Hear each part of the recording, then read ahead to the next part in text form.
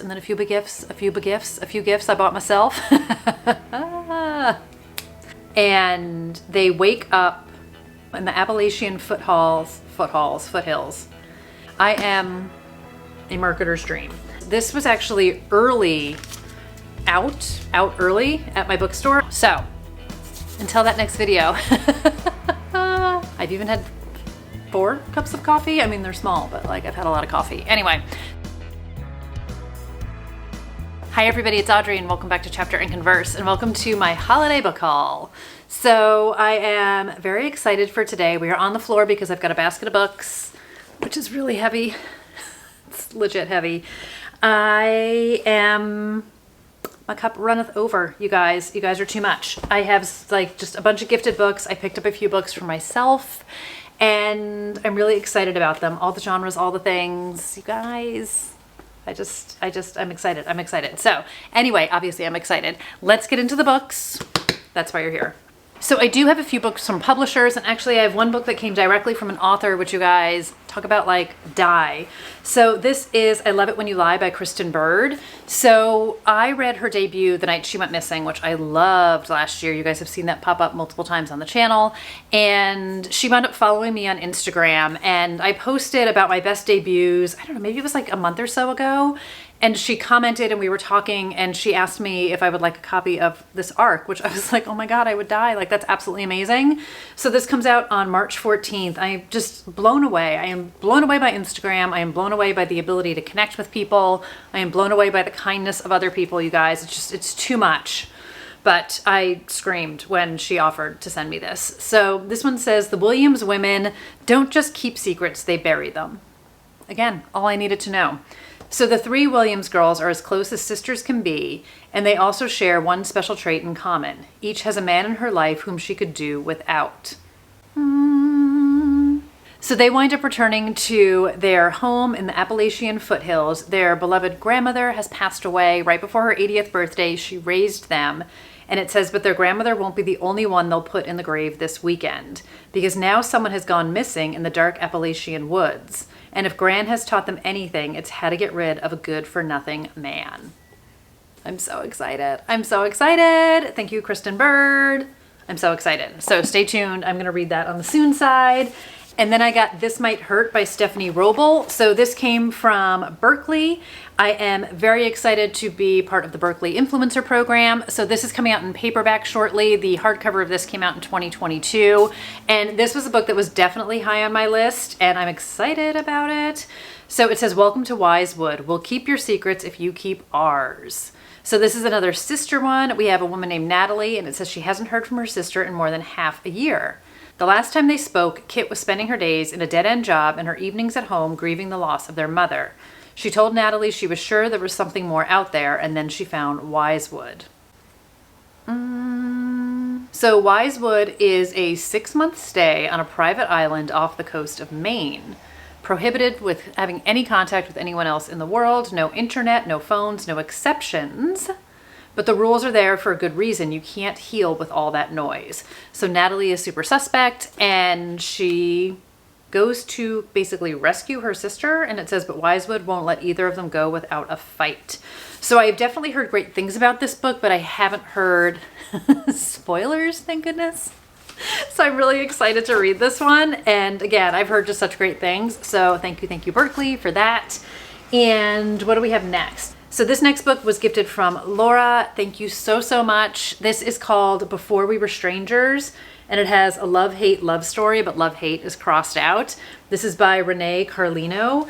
So this book was actually recommended to me by one of my friends from college who became my roommate. We lost touch over the years, then we reconnected. She very well versed in the fact that I'm a huge reader and a writer, and she had recommended this book to me. So I put it on my list. I had not had a chance to get it, and now I'm really excited. So this is A Missed Connection, A Second Chance at Love. If you guys saw my best video of the year, you know I definitely leaned in a bit to the romance of things, which is not usually my go-to, but had such a great time with the Ashley Winsteads and the Abby Jimenez and the Emily Henrys and the Carly Fortunes. But I love stories that carry some weightier subject matter and wit and humor. And I mean, I am a sucker for a happy ending, despite all the thrillers. I'm fine with a bleak ending as well. Every once in a while, I'm fine with a happy ending. So this one says, to the green-eyed lovebird, we met 15 years ago, almost to the day, when I moved my stuff into the NYU dorm next to yours at Senior House. You called us fast friends. I like to think it was more. We lived on nothing but the excitement of finding ourselves through music. You were obsessed with Jeff Buckley. Photography. I couldn't stop taking pictures of you. Hanging out in Washington Square Park and all the weird things we did to make money. I learned more about myself that year than any other. So it says, yet somehow it all fell apart. So they lost touch the summer after graduation. And then this letter is signed M. It's just written as a letter on the back of the book. So M winds up seeing the green-eyed lovebird and is like, I might be totally out of my mind, but would you like to get a drink with me and catch up on the last decade and a half? So again, I don't know too much about this book, but implicitly trust my friend who says that I will love it. So I'm very excited for this. So thank you again, Laura, for attending me this. I'm very excited. And then I picked up for myself, as you guys can see, these are in no particular order, of course, 9 Liars by Maureen Johnson. So this is the 5th book in the Truly Devious universe. So the first 3 books are part of the trilogy, and then there's 2 standalones, The Box in the Woods and 9 Liars. So I snagged this. This was actually out early at my bookstore, and I picked it up. And this one is 7 suspects, 2 murders, 1 killer still playing a deadly game. So we are following Stevie, who is our main character from Truly Devious. She is a senior at Ellingham Academy. So one of the friends in the group is doing a study abroad in London, and Stevie and the other friends in the group go over the Christmas holiday to spend some time there, and then find out about a double murder in 1995 at Cambridge University. So they went to a country house and played a drunken game of hide and seek, and then 2 of them were found dead in the woodshed the next day. I believe axed. Yes, murdered with an axe. And it was assumed to be a burglary gone wrong, but you know, not everybody's telling the true story, and some stuff is happening now, and Stevie is on the case. So, love me past and present, love me some 90s, love me this story. I'm a big fan of Maureen Johnson's writing. I really enjoy Stevie as a character, and I think it's just going to be great fun. I also love this color, which is very autumnal to me, but takes place over Christmas, so we're all good there. And then the next book I picked up for myself. So this was, Barnes & Noble did the half-off hardcover extravaganza for the 2 days after Christmas. I wound up picking up a couple books online because I was not near a store, which probably is best for everybody involved. But I picked up The Enigma of Room 622 by Joel Dicker. Now, I will admit, I had never even heard of this book. Cover. Beautiful. And this showed up on Jordy's book club's best of the year.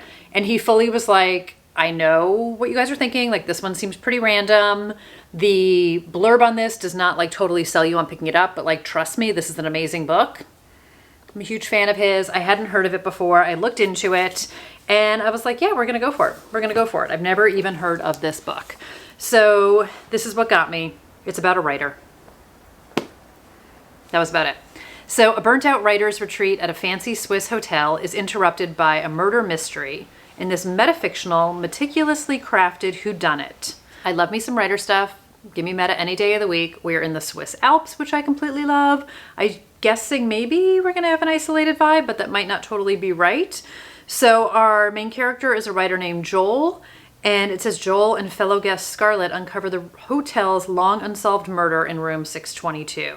So I'm guessing maybe some past and present timelines. I don't even know. Talk about falling for like, told you guys, I am a marketer's dream. And then the other book I picked up is A Dark and Secret Place by Jen Williams. So this is the book I had my eye on for a while, and I can't even tell you why I didn't pull the trigger on it. I mean, the title in and of itself, Dark, kind of screams my name. So in this one, it says, a woman discovers her late mother had a decades-long secret correspondence with a serial killer, begging the question, how well do we know our own family and even ourselves? So after her mother's baffling suicide, she returns home and finds these letters. Yeah. So there is a serial killer who was known as the Red Wolf. And he's been in prison for over 20 years, serving a life sentence for the gruesome and ritualistic murders of several women across the country, although he has always protested his innocence. So Heather winds up, I guess, kind of re-examining the case while also trying to figure out like what the heck her mother was up to and why was she corresponding with this guy. So I think it's dark and messed up. It certainly sounds like it.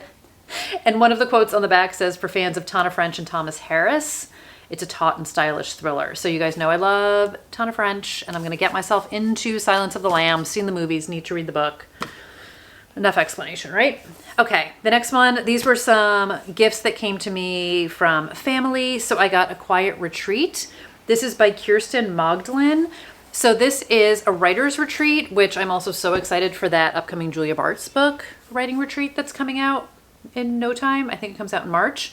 This one says, you are cordially invited to visit the new Black Hills Manor Writing Retreat. That's how it all begins, with a simple invitation.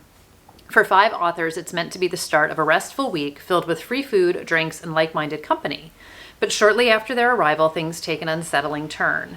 Broken property, missing items, and strange noises are just some of the odd occurrences that have each member questioning their companions. As suspicions mount, the authors are pitted against each other. Whom can they trust in a house full of strangers?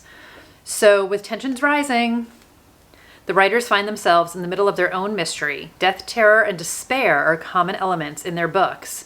But at Black Hills Manor, the murders being plotted are their own.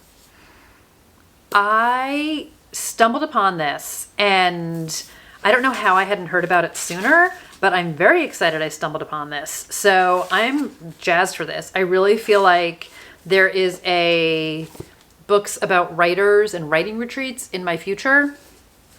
I'm so excited. So excited. Maybe it'll inspire me to write again. Such a loser. Okay, the next book is Are You Awake by Claire McGowan. So this one is a chilling story about a missing girl and 2 potential witnesses. They both think they saw her, but can they trust their own eyes? So in this one, we have 2 main characters. So we have Mary. She has 2 young children, and it says she hasn't slept in what feels like years. And for his part, Tim never feels safe enough to sleep. So one hot, exhausting night, the 2 strangers meet while seeking solace in a nearby park, and there they witness something horrific, a violent attack in the window of a neighboring house. So they are bonded by what they've seen, they are desperate to find answers, and then they see some news reports about a missing woman who was last seen walking alone not far from them. They're convinced it's her they saw being attacked, no matter what the police say. So this is definitely has like that Rear Window vibe, but with like a very interesting twist on it. I really like the idea of like 2 strangers witnessing the crime together, and it sounds like both of them are not going to be believed for whatever reason. So I'm super intrigued by this one. Again, some of these are books that I just sort of randomly stumbled upon. So when people ask me like what I want for Christmas, I'm like, here's my Amazon wish list, let me know. So I'm very excited. And then this is another one off my Amazon wish list, and this is Date Night by Samantha Hayes. So this one says, she thought it could fix them, it broke them. This was recommended by Kate from Killing the Tea podcast, from A Girl on the Couch with a Book. I will link her stuff down below. So the back of this says, returning early from a disastrous date night with my husband, I know something is wrong the moment the wheels crunch the gravel drive of our home. Inside, the TV is on, and a half-eaten meal waits on the table. My heart stops when I find our little girl is alone on the house and our babysitter Sasha is missing. Days later, I'm arrested for Sasha's murder and torn away from my perfect little family. I'll wish I had told someone about the threatening note I received that morning. So this one sounds interesting. I trust Kate. Excited for that. And then I got, which I'm so excited about, this is the 3rd book in the Shayna Merchant series. This is Dead Wind by Tessa Wiegert. And I talked about, if you guys saw my 23 books I'm going to read in 2023 video, I need to read book number 2, which is Dead Wind. That's such a lie. What's it called? The second book is called Dead Season. The first book is A Death in the Family. So I don't want to read too much on the back of this because I haven't read book number 2 yet, but Shayna Merchant was an NYPD detective in book number 1. When the book opened, she winds up moving to upstate New York with her fiance because some stuff went down in New York and she's trying to start over. And in book number 2, she winds up going to Vermont. She gets kind of like called back home because of a family situation. And we'll see what happens in book number 3. I'm not going to read the back of it because I don't want to know, because I'm afraid it's going to spoil book number 2. Okay, another book, The Rewind. Is it The Rewind or The Rewind? I feel like I say it both ways. I've heard it both ways. Alison Wynne Scotch wrote this book. This also would have been a perfect New Year's Eve book, but I was too busy reading The Last Party by Claire McIntosh, which I loved. So in this book, we have two exes who are reunited on New Year's Eve 1999 at a mutual friend's wedding. So Frankie and Ezra dated in college. They broke up before graduation and vowed to never speak to each other again. It's 10 years later, and they wake up together with wedding bands on their fingers and no idea how they got there. And it says they have just one New Year's Eve at the end of 1999 to figure out in this big-hearted and nostalgic rom-com. So I have read a whole bunch of Alison Wynne Scotch's books, and I always enjoy them. I just think she's absolutely great. And this has 90s nostalgia to it, which of course I'm like completely going to be a sucker for. So I don't know if we go past and present timelines. I don't know if they actually go backwards in time, if it's like a fantastical element to this. I don't know. Her first book, Time of My Life, has some fantastical elements to it where it's like if you could do it all over again and do it differently, would you, could you, how would you do it differently? So I'm excited for this. I haven't read one of her books in a while, so I'm very jazzed. And then another book that I talked about in my 23 for 2023 is Bleeding Heart Yard by Ellie Griffiths. So this is the third book in a series. I have all three books and haven't started them yet, but that's okay. We're all friends here. So the first book is The Stranger Diaries. The second book, because I'm reading them off the back of this, is The Postscript Murders. So my understanding is the books follow the common thread as a police detective who works through the three books rather than the main character or the police. Like each book has a different main character in it, and then there's some sort of investigation that the detective is a part of. So this one is a murderer strikes at a school reunion, but the classmates are no stranger to death. So I really saw the description of this, was totally jazzed about it. Again, we get like a late 90s vibe and a present day vibe, and I just wanted to read it. And then the more I was reading about it, people were talking about the police detective, and her trajectory through the books I think is important. So I'm going to go back to the beginning and read all three of them. So I love a college reunion. I love a messed up group of friends, and I'm completely excited for this book. So thanks, Mom.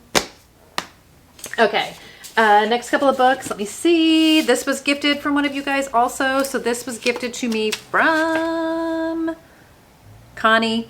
Connie, who I apparently have also turned on to Bogle wine. Sorry, not sorry. This is Notes on an Execution, and this is by Danya Kufka. I feel like I'm saying that wrong. So I have heard about this book for quite a while and have been super intrigued by it. And this is, I feel like, a very different kind of like death row serial killer book in that we have Ansel Packer is scheduled to die in 12 hours. He knows what he's done and now awaits execution. The same chilling fate he forced on those girls years ago. But Ansel doesn't want to die. He wants to be celebrated, understood. Through a kaleidoscope of women, a mother, a sister, a homicide detective, we learn the story of Ansel's life.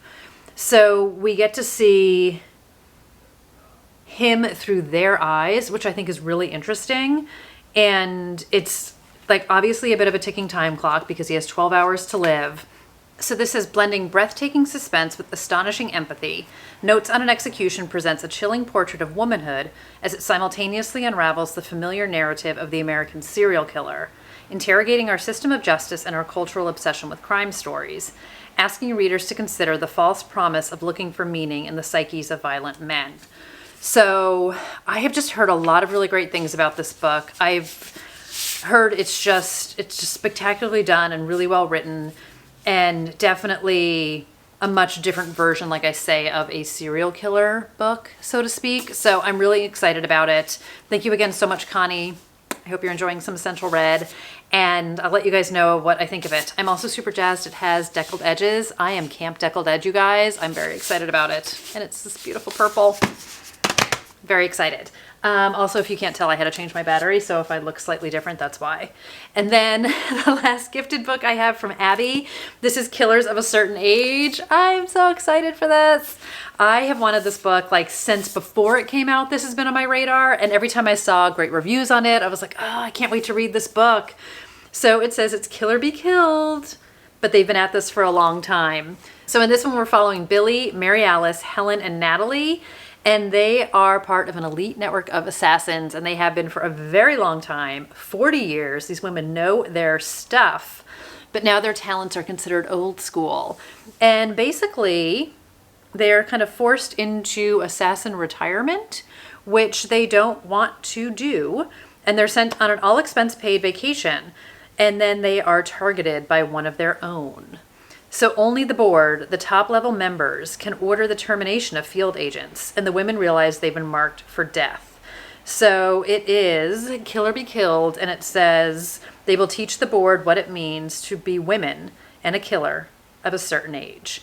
So Abby said the audio of this was absolutely amazing, and it's funny, and I'm excited about some of these books that have older main characters in them. And I know I need to read Marlowe Murder Club. I also have the Thursday Murder Club, but I've really enjoyed seeing sort of these new takes on things. And maybe because I'm becoming a woman of a certain age, I'm enjoying watching some of the characters grow and see more reflection in the books that I'm reading. But again, I've heard such great things about it. I am always down for some good wit and humor. So I'm really excited about this book. So thank you again so much for this. You guys are so freaking generous. I'm just, thank you so much. And then I have one more book in here. It's funny, I thought I had one more. So Ocean's 11. So this was also sent to me by the publisher. This is City Under One Roof by Iris Yamashita. So this actually comes out in January. I will have the correct date down below for you guys.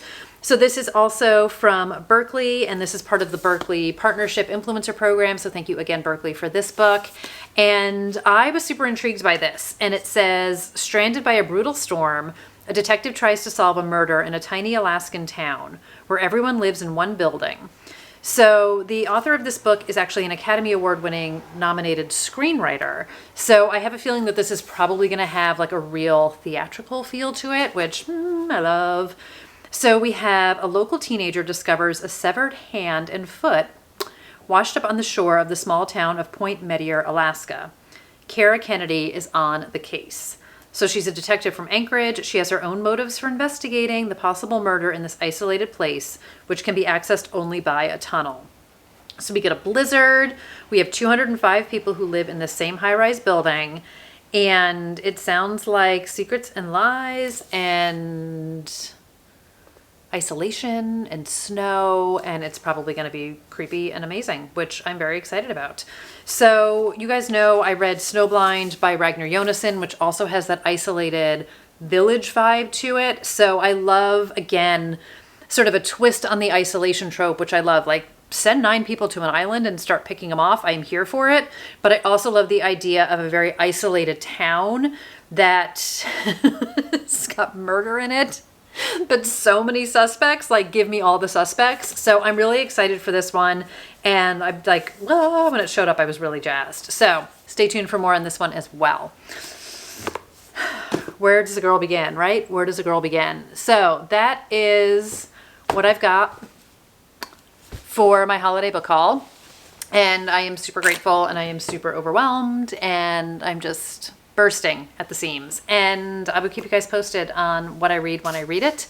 But thank you guys again so much. I hope you guys all had great holiday seasons, whether you treated yourself to some books, maybe somebody treated you to some books, maybe you're just marking up a wish list. And I also have a gift card still to use that I'm not sure where I'm going to use it, so there'll be more books to come, but I'm going to try and slow my roll ever so slightly because obviously I have way too many books to read right now. So that's going to do it. That's all I have. That's all I have. That's obnoxious. That is everything I have. Thank you guys so much for the amazing gifts. I am always just so blown away, like I said, by your kindness and your generosity. And I love when you guys send me books that you have read and that you have loved as well, and to hear about it. So I will keep you guys posted on what I read when I read it, of course, as I am apt to do. And I hope you guys maybe gifted yourself some books or got some gifted books, maybe some gift cards to use. I have a gift card to use. I don't know what I'm going to do with it just yet, but that's a story for another day. So thank you guys so much for watching, for being here, for being a part of the journey with me. And let me know if you've read any of these, as always. And I'll let you know what I read when I read it. So until next time, take care, everybody. Bye.